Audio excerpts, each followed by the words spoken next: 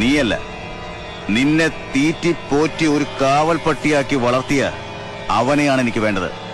പോയി വിളിച്ചോണ്ട് വാ. അതെ, നീ പറഞ്ഞ ആ സാധനം തന്നെ ഞാൻ, കാവൽ പട്ടി.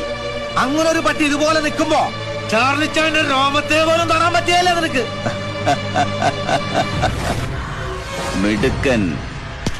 ചത്തുപോയ കൊല്ലന്റെ മകന് ഇത്രേ ഉശിരോ? അവന്റെ എച്ചില് നക്കി നിനക്കങ്ങ് മസിൽ വെച്ചല്ലോടാ. കൈയെടുക്ക്.